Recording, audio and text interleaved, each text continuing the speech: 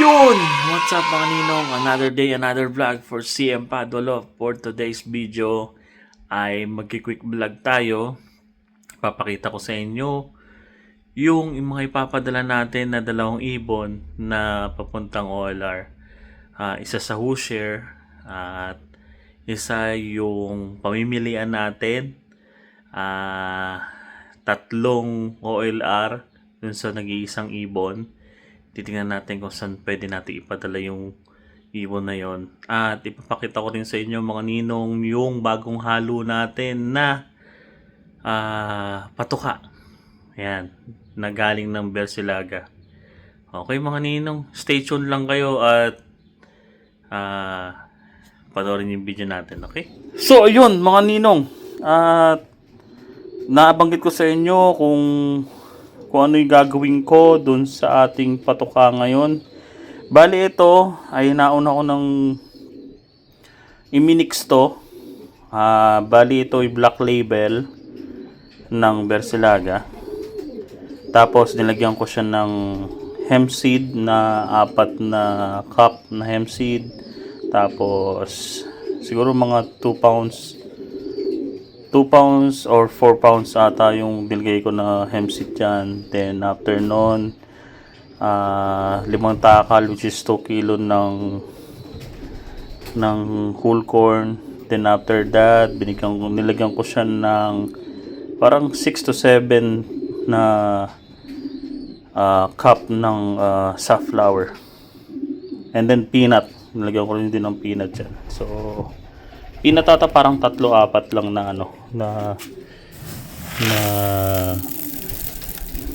cup. Ayan. Bali may testingin din tayo na isa pang patuka na binili natin sa Bersilaga at bali ito yon mga ninong, yung complete na pigeon feed. Yan, bali ito yung itsura niya sa loob. Marami siya sa small seed pero kahalintulad siya ng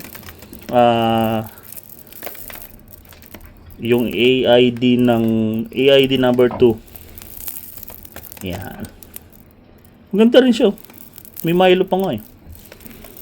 Yan, ang gagawin natin ay paghahaluin natin doon. Tsaka ito. Alright, stay tuned mga ninong. So ayun na nga mga ninong, ayan nailagay na natin siya sa ilalim yung yung Bersilaga na black label. Tapos lagyan natin siya ng whole corn uli, ng hemp seed, saka ng ng safflower. Alright. So ito na nga mga ninong, ayan naging resulta. Wala pa mga ninong. Ayan yung hemp seed natin. Ayan, whole corn. Tapos yung nasa safflower, ayun. Ayan yung safflower. Tapos asan na yung mani? Yung mga ninong, yung mga mani na kasama. So yun, haluin na natin. Yung mekos na natin itong mga insan. Alright mga ninong, dali lang. Haluin natin. So ayun mga ninong, ang ating finished product. Ito mga ninong kapagod. Hinalo ko kasi hanggang ilalim. Yan mga ninong yung itsura. Ganda. Wala kasi tayong tambiolo eh. Kung may tambiolo pa to, maganda sana. Wala kayo makikita yung puti-puti na to. Yan yan, maganda naman mga ninong yung kinalabasan ng ating patuka. So yun. Alright mga ninong, medyo hindi tayo busy sa work. Tingnan nyo ang pinagagawa natin. Ayan. Yung sasalihan natin. Ilagay na natin yung purge bee activation. Ayan. Yung mga sasalihan. Minnesota maganda rin. Yung Luciano Wildland sa USB Derby. Hindi pa natin alam kung sino yung papadala natin, pero tingnan natin. Mga ninong. So, ayun, mga ninong. Ayan, bali, sabi ko nga sa inyo, short vlog lang to. Hindi tayo ganong mag-update muna sa at lock dahil alam naman bagong masyado.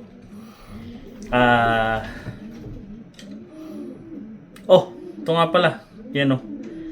Yung dumating na yung bago nating sombrero sa sa galing sa Louisiana Perch. Ayan. Binili ko yan sa Louisiana. At pindala na. Ayun. Ang ganda naman yung tsura niya. Oh. Astig din yung tsura. Kulay gray siya. Bali, kung nakita niyo yung video kanina na ipindala ko dun sa... Yung ginawa ko while wala akong ginagawa sa sa trabaho. Gumawa ko sa isang papel. Nakita niyo yun. Louisiana Perch. Minnesota Classic. At saka US Pigeon Derby. Ayan. Nga ba? O, yun. Yung mga nilista ko na yon, doon natin ipapadala itong hawak kong ibon. Mayroon mamimili muna ako kung saan ko siya ipapadala. Kasi halos lahat maganda. Especially yung US Pigeon Derby. Madaming kalaban. Maraming kalaban din sa Minnesota at madaming kalaban sa pangalan ito? Oilers sa Louisiana. Ayan. Iniisip ko kung saan ko pwede ipadala tong ibon na to. At mukhang hindi na kasi to aabot sa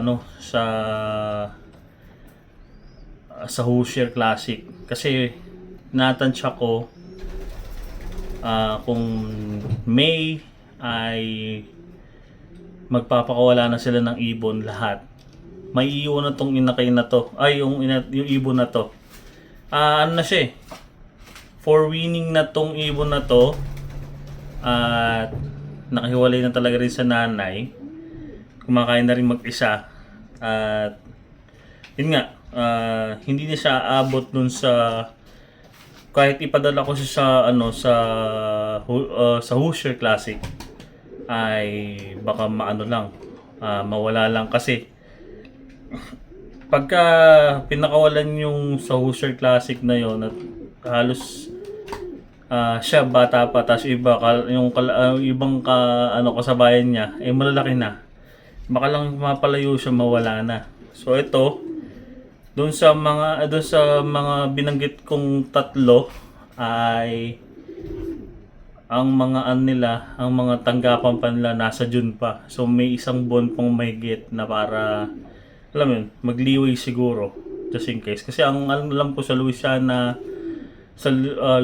Perch June 15 pa ang last na na tanggapan ng submission ng entry. Tapos ang US Pigeon Derby parang June 1, parang ganun pa. Etong Minnesota, iniisip ko hanggang first week ng May kasi nakalagay. Pero palagay ko kasi maraming nagpadala din na medyo late pa dun sa na yun. Dahil kasi tumatanggap pa sila ng reservation. So, etong ibon na to, mga ninong, ay si number 87. Ito mga ninong, Number 87. Ayan, napansin nyo yung number. Ayan. Kita. Tatandaan nyo yung number na to. At gandang-ganda rin ako rito sa ibon na to. Pera malas dito sa ibon na to. Iba kasi pagkasabi daw nila pag kursunada may ibon, yun yung unang nawawala. Yun nga mga ninong. Padua number 87, 2026. Ito siya mga ninong. Yan. Tingin ka raw, no? Yan siya, showcase natin. Yan, may balahibong pusa pa mga ninong kung nakikita nyo. Diba? Ang ganda, no? Ewan ko lang. Bata pa hindi pa mga ninong makikita yung ganda niya talaga. Pero, nagpapakitang gilas na sa itsura. Ayan mga ninong. Ito yung pakpak niya. Kung mapansin yung mga ninong, yung apat na dulo ang nagagandahan ko. Ito nyo. Ito yung apat na dulo ng pakpak niya. Yan ang laging pinapansin ko sa ibon eh. Yan. Tapos, sa one pintail natin, mga ninong. Tsaka ang laki ng balakang niya. Kahit ibabaan mo yung dalawang paa niya, nang hindi mo inaano, yung pinipilit na ginaganyan, at nakaganyan. Laki ng balakang.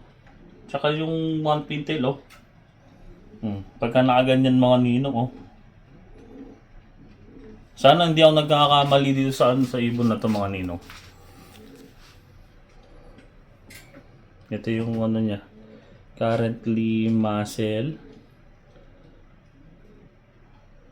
Oh, pati yung muscle niya, ganda eh. Mga ninong. Diretsong yung keel bone niya. Tsaka yung sipit-sipitan niya, ano,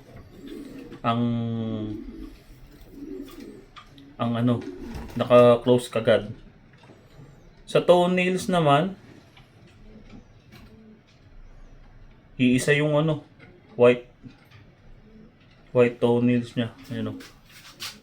Kung napansin nyo, ay hindi pala kita sa camera. Ayan! Ayun o, nakakataw mo kanino mo. Mahal na mahal ako, inakap ako. Munting makawala. Yun. Itong ibon na itong mga ninong ay anak siya ni United. Si United ay Thomas 6, direct anak ni Thomas 6 cross sa kay Supernatural. Si GFL 215, si AKA United. Tapos ang nanay niya, ito ang nanay. Magiging interesado kayo sa nanay nito, mga ninong. Kasi ang nanay nito, yung inilipad namin na binili namin kay Sir Mike Ganus na dalawang kit, which is yung isa doon, si 704, ay ang linyada ay Thomas 6 cross sa Wolverine, inbreed Wolverine na. So bali, ang halo niya parang 70-30. 70 na Wolverine, parang 30% na Thomas 6.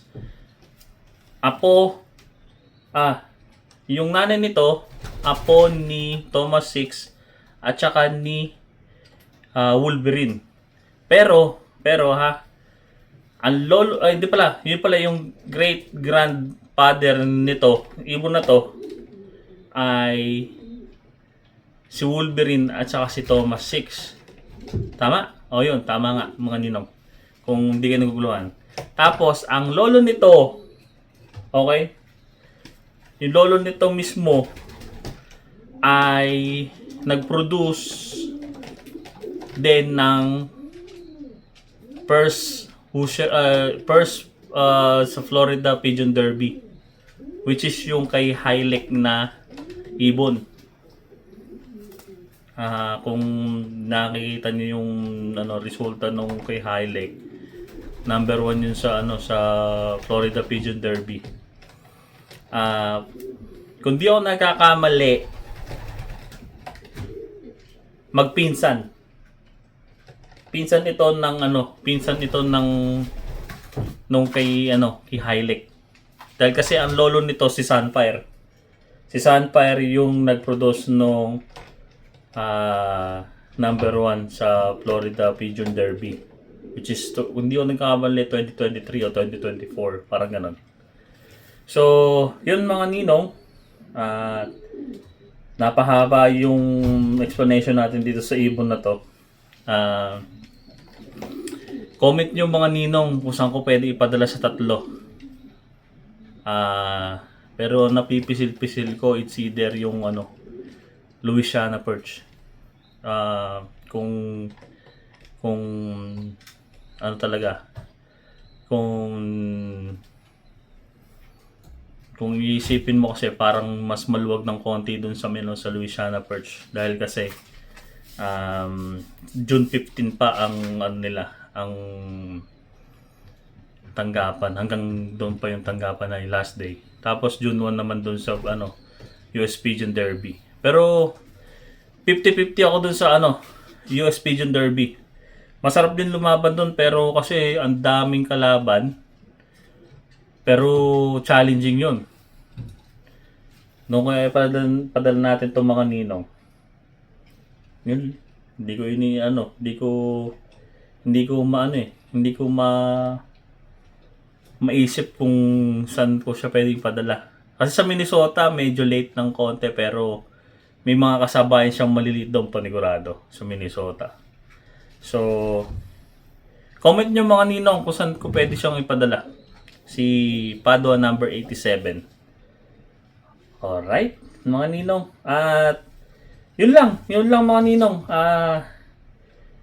Kakatapos ko lang magpakain dito ng mga ibon. Nagbigay ako ng patuka at saka ng tubig at saka inihahanda ko yung ipapadala ko sa sa AGN dahil kasi i-ship ko na. After nitong vlog ko na to, nung video na to, pupunta na ako sa USPS tapos papadala ko yung ibon. At gagawa lang ako ng box. At yun yung ipapadala ko doon ay yung yung para sa syndicate namin nila Boss Ryan. Buti nga umabot pa isa lang yun. Kasi yun lang yung ready ko ngayon at magsasarado ng May 3 yung tanggapan ng AGN. Ganun din yung I believe yung yung Hoosier Classic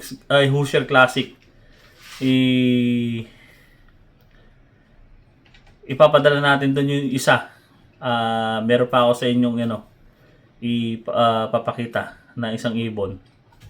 At yun naman nata. Parang hindi ko pa ata na-vlog yun. Pero pakita ko na rin para meron tayong video para doon sa ibon na yan. Okay? Stay tuned lang mga ninong. So, yun nga mga ninong, ito yung pangalawa natin na ibon na ipapadala dun sa Hoosier Classic. Isasabay ko lang to kay Boss Rico. So, bali, ito yung napapanood nyo dati na video dun sa halos 3-4 na vlog natin. Ito yung kala mo silver na biglang nung lumaki, ang buntot lang ay silver lang. Pero ang katawan niya ay mili, parang mili na red check. Pero may white flight siya. Ito mga ninong. Si Padua number 88. Yan. Number 88. Ito. Yung sa paa niya. Ring band. Yan. Itong ibon na to, ito yung nakikita-kita nyo dun sa video natin nakakaraan. Ayan. Mga ninong. Pwede na nga ipadala. Tingnan mo.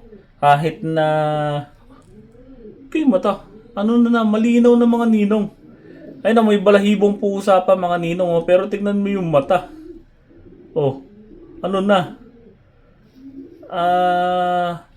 Yellow na siya. Kita na yung yellow. Ganda. Yan. Bali, ito yung pakpak niya. Ito yung apat din. Mga ninong.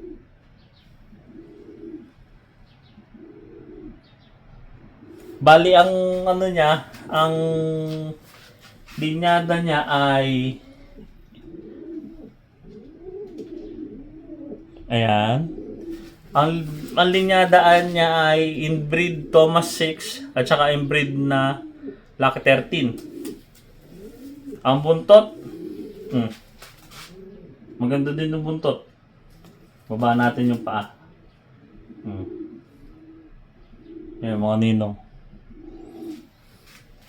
Katawan, siya, medyo big size ang katawan niya. Ang keelbone, napakalaki. Haba. Long casted na ibon to. Yan mga ninong. Ano siya? Lucky 13. Inbreed na Lucky 13, tas inbreed na Thomas 6.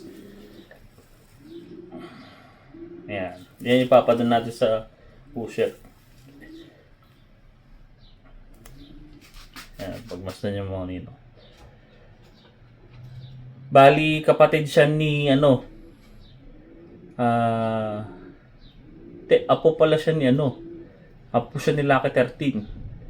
Tapos yung tatay nito, kapatid ni Lucky 95. Ayan. Kung nakakita niyo si Lucky 95. Ang tatay niya ay si Lucky 59 naman. Pinagbaligtaran yung yung number ni 95 sa ni 59. Ayan. Coincident lang. Tapos, ang nanay nito si Jassy. Si Jassy naman ang nanay. Ayan, mga ninong. Kapadal natin sa hosher yan.